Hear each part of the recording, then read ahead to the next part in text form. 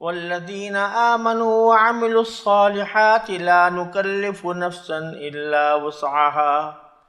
اولئک اصحاب الجنة هم فیها خالدون ونزعنا ما في صدورهم من غل تجري من تحتهم الأنهار وقالوا الحمد لله الذي هدانا لهذا وما كنا لنهتدي لولا أن هدانا الله لقد جاءت رسل ربنا بالحق ونودوا أن تلكم الجنة أورثتموها بما كنتم تعملون ونادى أصحاب الجنة أصحاب النار أن قد وجدنا ما وعدنا ربنا حقا وهل وجدتم ما وعد ربكم حقا قالوا نعم وأذن مؤذن بينهم اللعنة الله على الظالمين الذين يصدون عن سبيل الله ويبغونها عوجا وهم بالآخرة كافرون وبينهما حجاب وعلى الأعراف رجال يعرفون كلا بسيماهم ونادوا أصحاب الجنة أن سلام عليكم لم يدخلوها وهم يطمعون وَإِذَا صُرِفَتْ أَبْصَارُهُمْ تِلْقَاءَ أَصْحَابِ النَّارِ قَالُوا رَبَّنَا لَا تَجْعَلْنَا مَعَ الْقَوْمِ الظَّالِمِينَ۔ یہ سورہ اعراف کی آیتیں ہیں جو آیت نمبر 42 سے آیت نمبر 47 تک میں نے تلاوت کی ہیں۔ ان آیتوں میں اللہ تبارک و تعالی نے آخرت میں، قیامت میں جو حالات پیش آئیں گے مسلمانوں کو بھی اور کافروں کو بھی،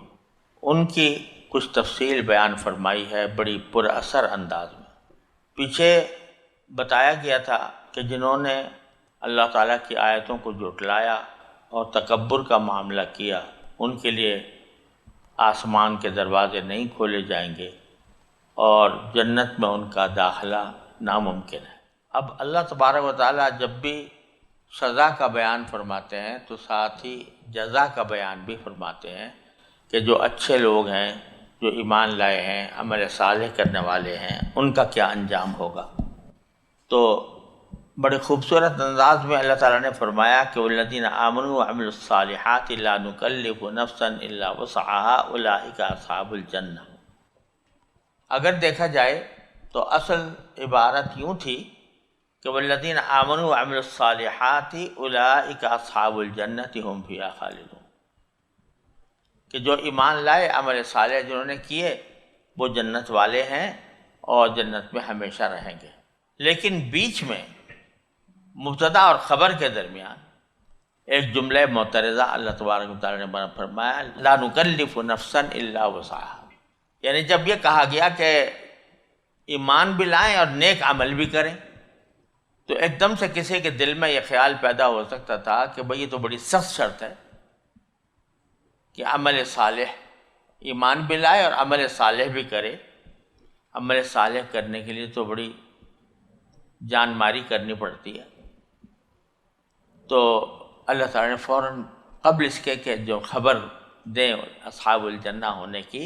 بیچ میں اس شبہ کا جواب دے دیا کہ ہم کسی بھی شخص پر اس کی وسعت سے زیادہ بوجھ نہیں ڈالتے۔ یعنی جو عمل صالح کے بارے میں جو خیال ہو رہا ہے کہ یہ ہمارے لیے عمل کرنا اس پر مشکل ہوگا، تو ڈرو نہیں، تسلی رکھو کہ اللہ تعالیٰ کسی پر اس کی وسعت سے زیادہ کا بوجھ نہیں ڈالتے، مکلف اس کو نہیں کرتے۔ لہذا عمل صالح جو تمہارے ذمے ہے وہ کوئی بہت بڑا مسئلہ نہیں ہے۔ صرف اتنی بات نہیں ہے کہ تمہاری قدرت سے زیادہ ہم مکلف نہیں کرتے، بلکہ وسعت سے زیادہ مکلف نہیں کرتے۔ قدرت میں تو بعض اوقات ایسے اعمال بھی آتے ہیں کہ جو پوری بہت زیادہ مشقت کے ساتھ انجام دیے جائیں، تو قدرت میں تو ہے لیکن شدید مشقت اٹھانی پڑ رہی ہے۔ تو اللہ تعالیٰ نے قدرت نہیں فرمایا کہ تمہاری قدرت سے زیادہ ہم کسی چیز میں مکلف نہیں کرتے، بلکہ وسعت فرمایا، یعنی وہ جو احکام تمہیں دیے جائیں گے نہ صرف یہ کہ تمہاری قدرت میں ہوں گے بلکہ تمہارے لیے تمہاری وسعت میں ہوں گے. کوئی ایسا کام نہیں ہوگا جو بہت زیادہ تمہارے لیے تکلیف کا باعث. اس سے شریعت کا جو مزاج ہے وہ اس کی طرف اللہ تعالیٰ نے اشارہ فرما دیا کہ شریعت کا مزاج یہ نہیں ہے کہ بہت زیادہ بوجھ ڈالا جائے، بلکہ آسانی کے اور رفع حرج کے بہت سے پہلو شریعت میں رکھے گئے. تمہاری تمام ضروریات کا خیال رکھا گیا ہے. تم بیمار ہو تو تمہیں رخصت دے دی گئی، تم سفر میں ہو تو تمہیں رخصت دے دی گئی، تمہیں مختلف حالات کے اندر مختلف سہولتیں اللہ تبارک و تعالیٰ نے عطا فرمائی ہیں شریعت کے اندر. لہذا ڈرنے کی بات نہیں ہے، عمل صالح کرو گے تو اس کا انجام یہی ہوگا کہ اولئک اصحاب الجنہ ہم فیہا خالدون. پھر آگے فرماتے ہیں وَنَزَعْنَا مَا فِي صُدُورِهِم مِّن غِلٍّ. جب جنت میں لوگ پہنچ جائیں گے تو دنیا کے اندر ان کے سینوں میں جو کوئی ایک دوسرے کے خلاف رنجش تھی وہ ہم دور کر دیں گے. دنیا میں جب آدمی ہم رہتے ہیں تو اگرچہ ہمارے تعلقات کسی کے ساتھ دوستانہ ہیں، کسی کے ساتھ رشتہ داری کے ہیں، کسی کے ساتھ ویسے ہی میل جول ہے، اس میں رنجشیں بھی پیش آتی ہیں، ایک شخص کو دوسرے سے رنجش پیش آ جاتی ہے. لیکن اللہ جل جلالہ فرماتے ہیں کہ جب جنت میں جائیں گے تو جنت میں ہم دلوں سے وہ رنجشیں دور کر دیں گے. کس طرح دور کر دیں گے رنجشیں؟ اس کی ایک صحیح بخاری کے ایک حدیث میں نبی کریم صلی اللہ علیہ وسلم نے ارشاد فرمایا کہ جو اہل جنت ہیں، جنت میں داخل ہونے والے، وہ جنت میں داخل ہونے سے پہلے ایک پل پر ان کو روکا جائے گا اور وہاں ان سے ایک دوسرے کے جو حقوق ہیں وہ دلوائے جائیں گے. ایک شخص کا دوسرے پر حق تھا، مثلا دوسرے کی اس نے غیبت کی تھی، مثلا اس کی وجہ سے رنجش تھی تو وہ معافی منگوا لی جائے گی اس سے. کسی کا حق تھا، کوئی مالی حق تھا، دوسرے کا قرضہ آتا تھا اس کے ذمہ، اس نے ادا نہیں کیا تھا تو وہ ادا کروایا جائے گا، یا معافی یا ادائیگی. ادائیگی کیا مطلب؟ کہ وہاں پر پیسے تو ہوں گے نہیں، روپیہ پیسہ تو ہوگا نہیں کہ اس سے قرضے کی ادائیگی کی جائے. تو وہاں پر جو کچھ کرنسی ہے وہ انسان کی نیکیوں کی ہوگی، انسان کی نیکیوں کا جو کچھ مجموعہ، جو کچھ اس کے پاس موجود ہے وہی کرنسی ہے اس کی، وہی خزانہ ہے. تو دوسرا شخص جس کے کو اس کا قرضہ ادا کرنا ہے تو وہاں پیسے تو ہے نہیں قرضہ ادا کرنے کے لیے، نیکیاں دی جائیں گی، ان کے ذریعے تبادلہ ہوگا. یہاں تک کہ اللہ تعالیٰ محفوظ رکھے، ایک حدیث میں رسول کریم صلی اللہ علیہ وسلم کا یہ ارشاد بھی منقول ہے کہ آپ نے یہ فرمایا کہ مفلس وہ شخص ہے کہ جو بہت سارے نیک اعمال لے کر گیا تھا قیامت کے دن، لیکن دوسروں کے حقوق اس کے ذمہ لازم تھے، اس نے حق تلفیاں کی ہوئی تھی. تو حقدار جو ہیں وہ کھڑے ہو گئے اور اس نے چونکہ روپیہ پیسہ تھا نہیں تو نیکیاں دینی شروع کی. کسی کو نماز دے دی، کسی کو روزہ دے دیا، کسی کو اپنی کوئی اور نیکی دے دی، یہاں تک کہ ساری نیکیاں چلی گئیں حقوق کی ادائیگی میں. یہ کھڑا رہ گیا، پھر بھی لوگوں کے حقوق باقی تھے. تو اس وقت اللہ تعالیٰ فرمائیں گے کہ اب ان کے گناہ ان کے کھاتے میں ڈالے جائیں گے. تو آیا تھا ناعمال صالحہ لے کر، لیکن مفلس ہو گیا اور اس کے نتیجے میں دوسروں کی برائیاں بھی گلے پڑ گئی. اللہ تعالیٰ محفوظ رکھے. تو بہرحال روایت میں یہ ہے کہ ایسا بدلہ دیا جائے گا. جب بدلہ لے لیا گیا، کہیں معافی ہو گئی، کہیں تلافی ہو گئی، تو جو اسباب تھے رنجش کے وہ دور ہو گئے. اور بعض روایات سے یہ بھی معلوم ہوتا ہے، بعض روایات میں مفسرین نے یہ بھی ذکر کیا ہے کہ جنت میں داخل ہونے سے پہلے ایک چشمے سے پانی پئیں گے اور پانی پینے کے نتیجے میں جو دل میں کدورتیں تھیں وہ ساری دھل جائیں گی، اور جب آخرت میں پہنچیں گے یعنی جنت میں پہنچیں گے تو بالکل ایک دوسرے سے دل صاف ہوگا. اور تفسیر ابن کثیر میں حضرت حافظ ابن کثیر نے نقل کیا حضرت علی رضی اللہ تعالیٰ عنہ کا قول. وہ فرماتے ہیں کہ مجھے امید ہے کہ انشاءاللہ ہم جب جنت میں اللہ تعالیٰ ہمیں پہنچائیں گے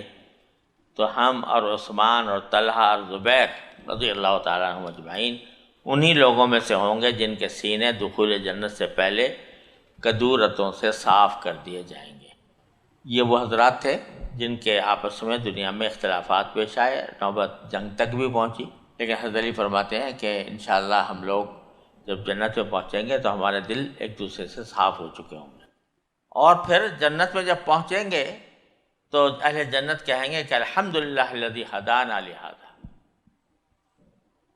شکر ہے اللہ کا جس نے ہمیں اس کی ہدایت فرمائی۔ یعنی ایک تو ہمیں پیغمبر کے ذریعے، کتاب کے ذریعے بتایا کہ اس تک پہنچنے کا کیا راستہ ہے، اور پھر اس کی توفیق بھی دی، وما كنا لنهتدي لولا ان هدانا اللہ، اگر اللہ تبارک و تعالی ہمیں ہدایت نہ دیتا تو ہم خود ہدایت پانے والے نہیں تھے۔ اور آج ہمیں پتہ چل رہا ہے کہ لقد جاءت رسل ربنا بالحق، کہ ہمارے پروردگار کے جو پیغمبر ہمارے پاس آئے تھے وہ سچی بات لے کر آئے تھے، اور اس موقع پر ان کو آواز دی جائے گی، وہ نودو، ان کو پکار کر کہا جائے گا کہ تلکم الجنہ، تلکم الجنہ، لوگوں یہ ہے جنت، یہ ہے جنت جس کا وعدہ کیا جا رہا تھا، اورثتموها بما کنتم تعملون، تمہیں اس کا وارث بنایا گیا ہے تمہارے اعمال کی وجہ سے۔ یہاں عجیب انداز اختیار فرمایا اللہ تبارک و تعالیٰ نے جنتیوں کو خطاب کر کے کہ تمہیں اس جنت کا وارث بنایا گیا ہے، اور ساتھ یہ بھی کہہ دیا کہ تمہارے ان اعمال کے بدلے جو تم کیا کرتے تھے۔ اگرچہ پیچھے جو اہل جنت ہیں ان کا قول تو یہ گزرا کہ ہمارا کچھ نہیں ہے، ہدایت آپ ہی نے دی تھی، لہذا آپ ہی کی ہدایت کے ذریعے ہم یہاں پر پہنچے، اگر آپ کی ہدایت نہ ہوتی تو ہم یہاں کیسے پہنچتے؟ گویا ان کی نگاہ اپنے اعمال پر نہیں ہے کہ یہ کہیں کہ بھئی ہم نے چونکہ بہت نیک عمل کیے تھے دنیا میں، لہذا اللہ تعالیٰ نے جنت میں داخل کر دیا۔ ان کی نگاہ تو اللہ تبارک و تعالیٰ کی رحمت اور اس کے فضل و کرم پر ہے، اور یہاں اللہ تعالیٰ فرما رہے ہیں کہ تمہیں وارث بنایا گیا تمہارے اعمال کی وجہ سے۔ تو یہ در حقیقت ایک ہمت افزائی ہے، تمہیں چند یہی سمجھنا چاہیے کہ بھئی جو کچھ ہوا ہے اللہ کے فضل سے ہوا، لیکن ہم تمہیں یہ تمہارے اعمال کی وجہ سے تمہیں وارث بنا رہے ہیں، کیونکہ اعمال جو ہیں وہ فی الجملہ سبب بنے ہیں جنت پہنچنے کا، فی الجملہ سبب بنے، اس لیے فرمایا بما کنتم تعملون۔ یوں لگتا ہے واللہ سبحانہ وعلم کہ اس سے در حقیقت ایک تسلی دینی مقصود ہے بندوں کو کہ یہ جنت جو ہے یہ بے شک اللہ تعالیٰ کا فضل و کرم ہے، اس میں کوئی شک نہیں، لیکن تمہارے اعمال کا بھی اس میں دخل ہے۔ تو جب دخل ہے تو یہ تمہاری ہے، یہ احساس کہ یعنی احساس دلا کر ہمت بڑھائی جا رہی ہے کہ یہ صرف میرا تو کرم ہے ہی، میرا تو فضل تو ہے ہی، لیکن تمہارے اعمال کا بھی اس میں دخل ہے، تاکہ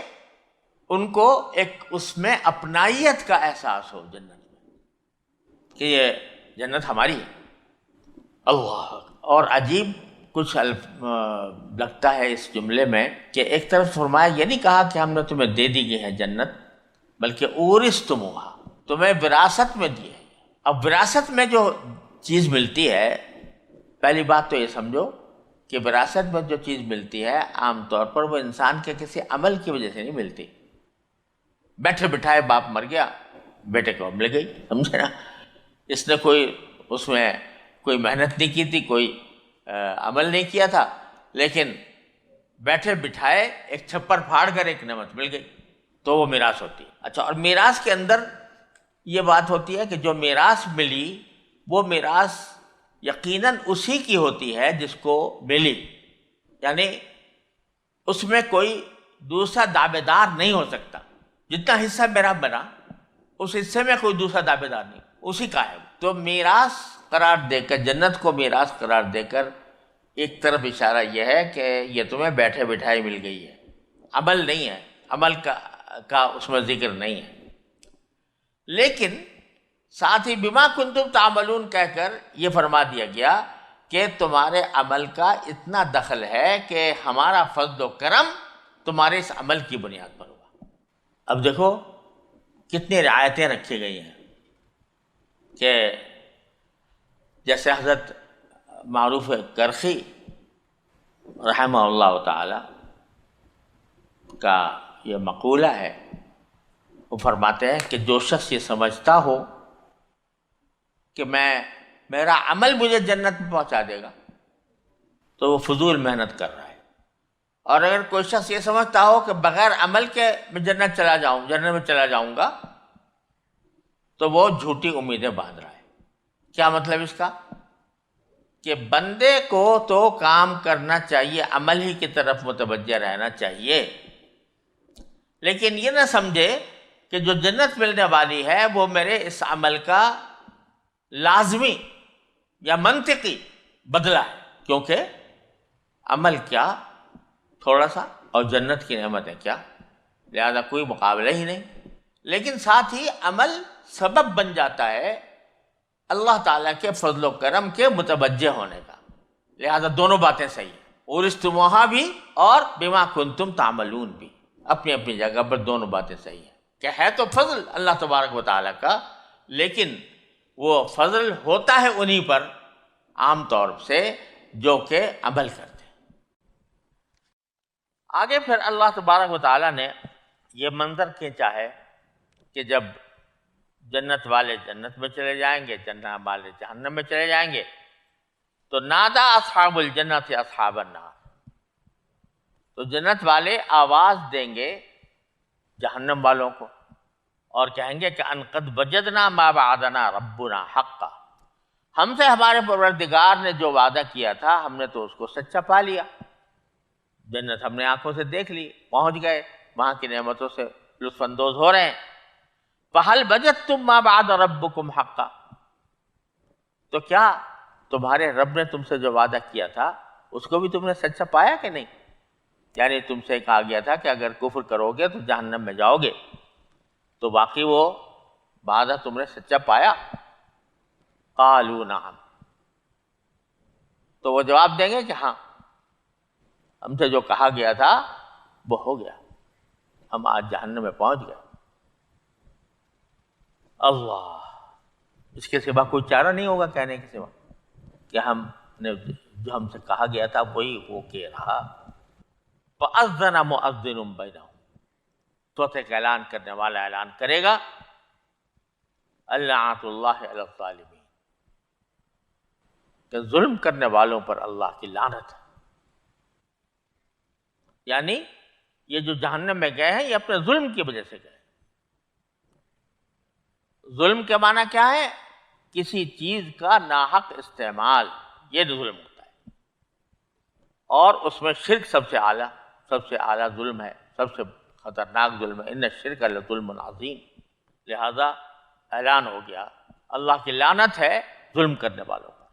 اب آگے دیکھو، الذین یصدون عن سبیل اللہ ویبغونہا عوجا وہم بالآخرۃ کافرون، یہ ایک ظالمین کی صفت بیان جن کے اوپر لعنت ہے، یعنی وہ ظالم جو کہ اللہ کے راستے سے روکتے ہیں اور اس میں ٹیڑھ نکالتے ہیں اور وہ آخرت کے منکر ہیں۔ یہ جملہ جو ہے یہ منادی کی طرف سے نہیں ہے، منادی کی بات تو یہاں ختم ہو، لعنت اللہ علی الظالمین۔ اب اسی کے اوپر اللہ تعالیٰ ردہ چڑھا رہے ہیں کہ وہاں کا جو معاملہ ہوگا وہ ہوگا، لیکن اب جو لوگ ہیں وہ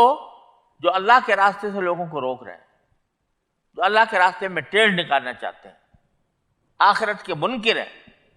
وہ ہیں جو جن کو ظالم کہہ کر ان پر لعنت بھیجی جائے گی اس وقت۔ تو وہاں پر مستقبل کا حال بیان کرتے کرتے اللہ تعالیٰ نے حال کے لوگوں کو متنبع کر دیا کہ وہ جو لعنت اللہ علی الظالمین کہا جا رہا ہے، کس کو کہا جا رہا ہے؟ ان لوگوں کو کہا جا رہا ہے جو آج تم جو اللہ کے راستے سے لوگوں کو روکتے ہو، اللہ کے راستے میں ٹیڑھ نکالتے ہو اور آخرت کے انکار کرتے ہو، یہ جا کر ظالم کہلائیں گے وہاں پر، اور ان کے بارے میں کہا جائے کہ لعنت اللہ علی الظالمین۔ پھر فرمایا وبینہما حجاب، اور ان دونوں کے درمیان یعنی اہل جنت اور اہل دوزخ، دونوں کے درمیان ایک حجاب ہوگا، ایک آڑ ہوگی، دونوں کے درمیان ایک آڑ ہوگی۔ دونوں سے مراد ہے اہل دوزخ اور اہل جنت، ان کے درمیان آڑ ہوگی۔ یہ یہاں پر اختصار کے ساتھ بیان فرمایا ہے، سورہ حدید کے اندر اس کی تفصیل ہے۔ اور فَضُرِبَ بَيْنَهُمْ بِسُورٍ لَهُ بَابٌ، کہ کافروں اور مومنوں کے درمیان ایک فصیل کھڑی کر دی جائے گی۔ معصور کا لفظ آیا جو فصیل کو کہتے ہیں، اس کے اندر ایک دروازہ بھی ہوگا، بِسُورٍ لَهُ بَابٌ، اور اسی کو یہاں حجاب سے تعبیر فرمایا ہے۔ کیا معنی کہ اہل دوزخ اور اہل جنت کے درمیان ایک زبردست دیوار کھڑی کر دی جائے گی، فصیل جیسی دیوار کھڑی کر دی جائے گی۔ وہاں سورہ حدید میں یہ بھی ہے کہ جب جو اصل میں کافر ہیں ان کو تو پل صراط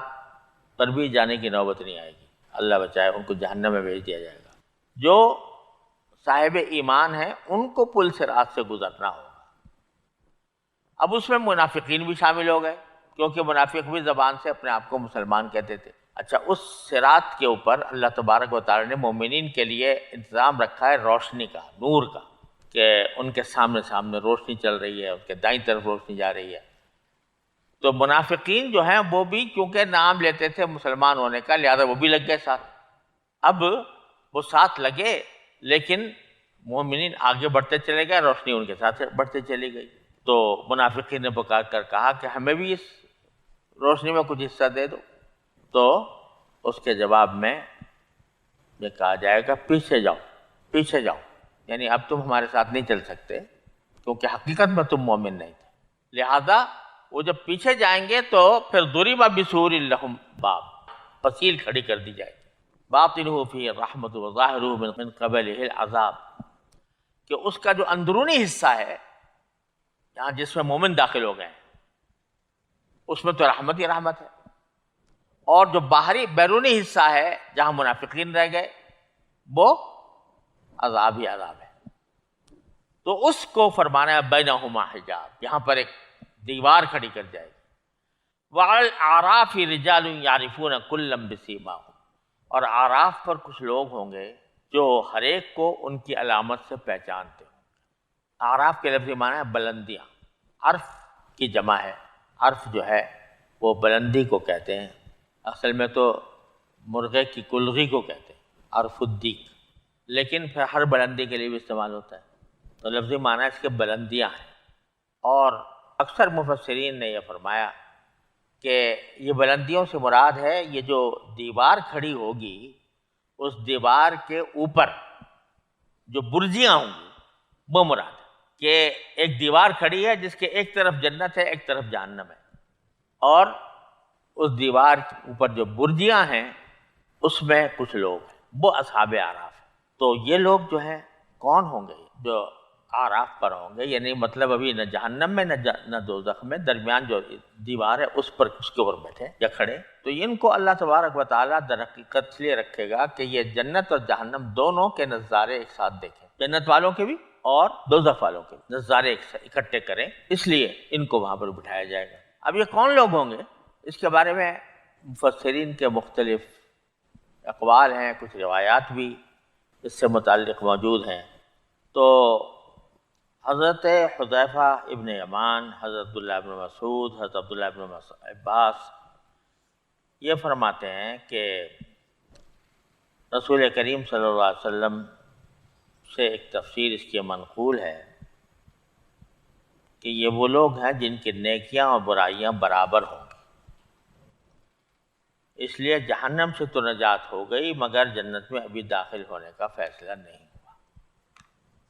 ان کو اصحاب اعراف کہا جائے گا۔ تو چونکہ جہنم سے بچ گئے اس لیے خوش ہوں گے،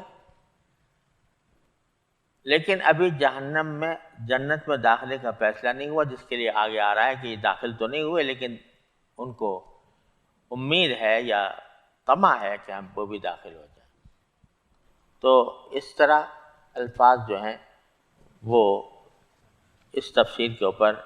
پورے فٹ ہو جاتے ہیں۔ کچھ حضرات نے یہ فرمایا کہ اس سے مراد اعراف کے اوپر جو ہیں یہ وہ نہیں ہے جن کے نیکیاں اور بدیاں برابر ہو گئی،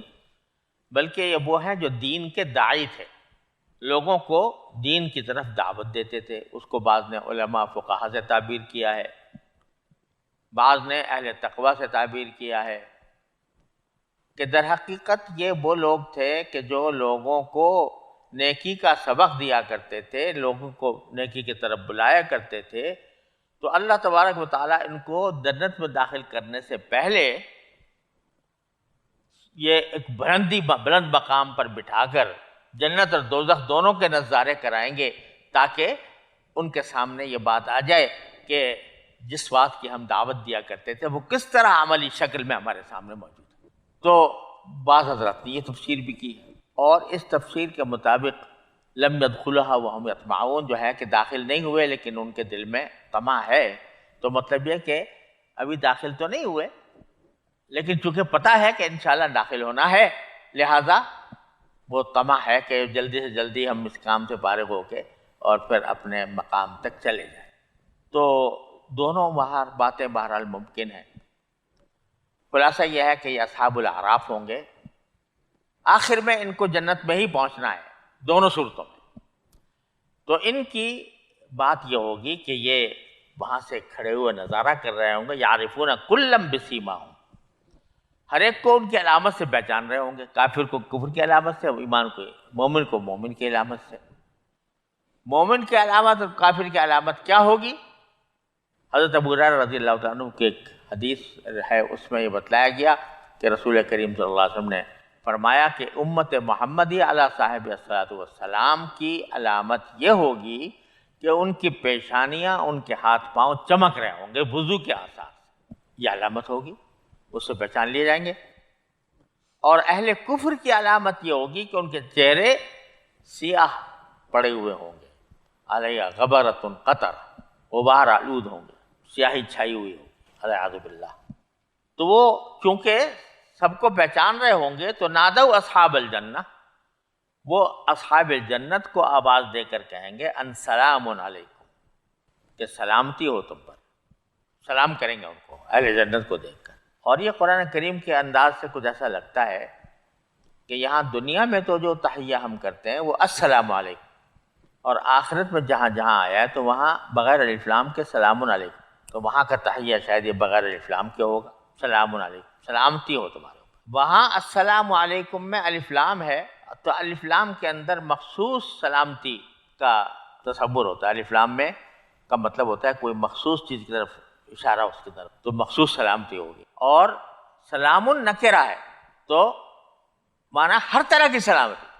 تو اس واسطے آخرت کے لیے شاید یہ تفریق کی گئی ہے، واللہ سبحانہ وتعالی لم يدخلوها وهم يطمعون، وہ ابھی جنت میں داخل تو نہیں ہوئے ہوں گے لیکن ان کے دل میں امید ہوگی،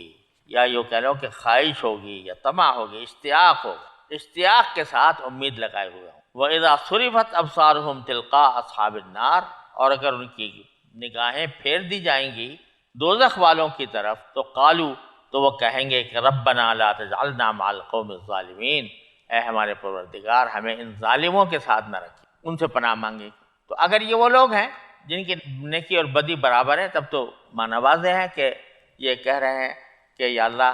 ہمیں ان کے ساتھ نہ رکھیے گا بلکہ ہمیں جنت میں داخل فرما دیجیے گا۔ اور اگر یہ وہ لوگ ہیں جن کو میں کہہ رہا ہوں داعیان حق تھے، تو داعیان حق جو ہوتے ہیں وہ بھی جنت کی طمع رکھتے ہیں۔ والذی اطمع ان یغفر لی خطیئتی یوم الدین، حضرت